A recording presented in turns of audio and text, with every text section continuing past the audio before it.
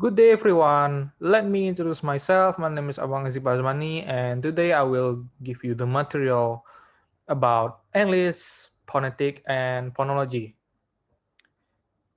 In this material, I will give you the topic that is 4 point.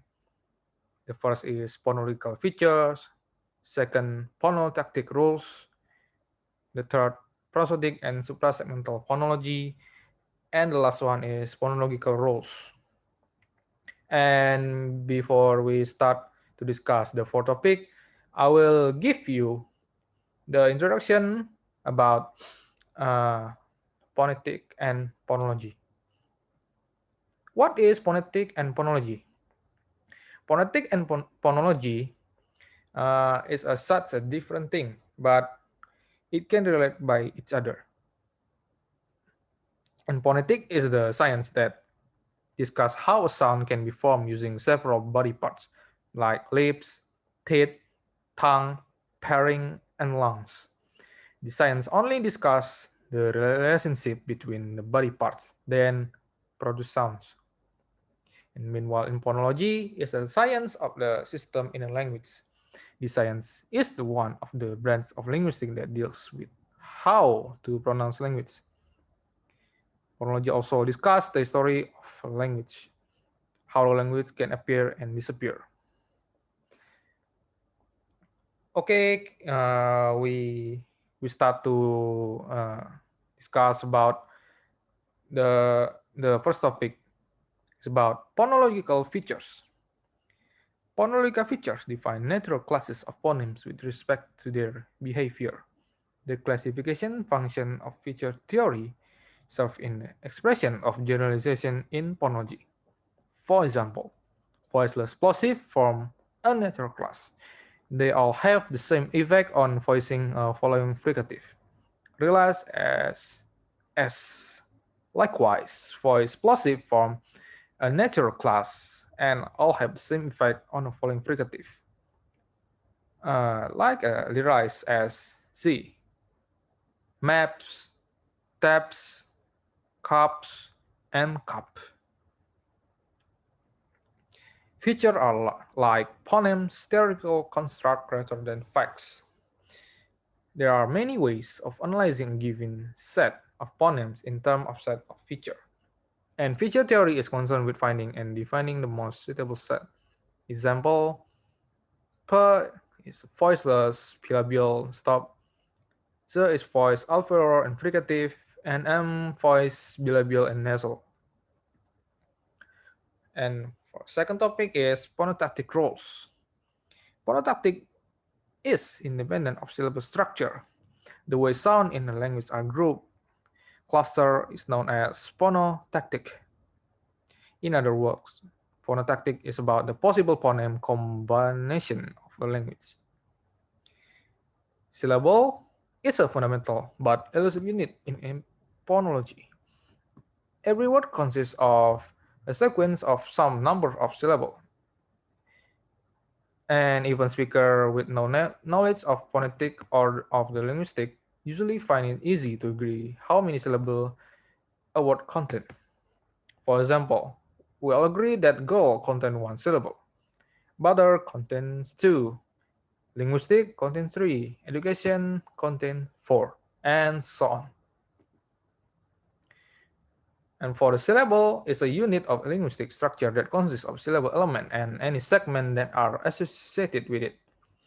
Typical syllable consists of four main parts such as onset, the beginning segment of syllable, the nucleus, a syllabic segment that form the core of a syllabic, and coda, segment that follow the nucleus in the same syllabic, and rhyme, the nucleus and the coda of a syllable in a word.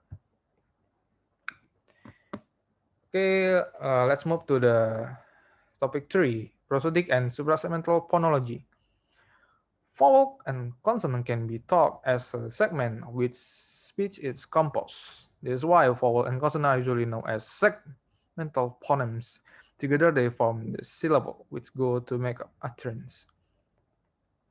The suprasegmental features, also known as prosodic features, they are same.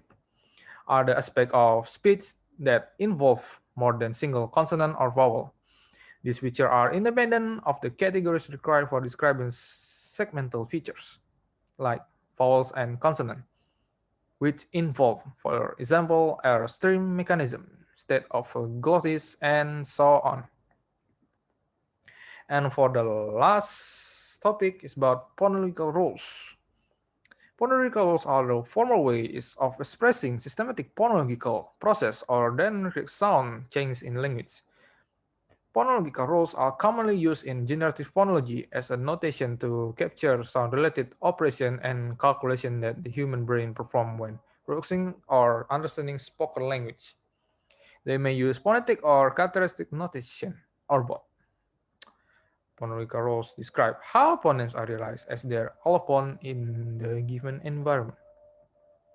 And there is a type of phonological rules, and there's four types. The first is assimilation.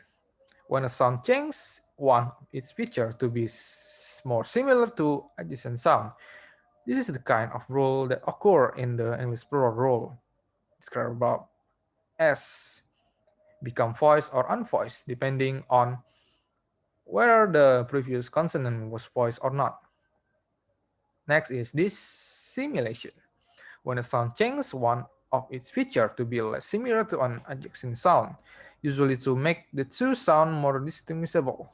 This type of rule is often seen among people who speak a language other than their mother tongue, when voice contrast may be difficult. And the next is insertion.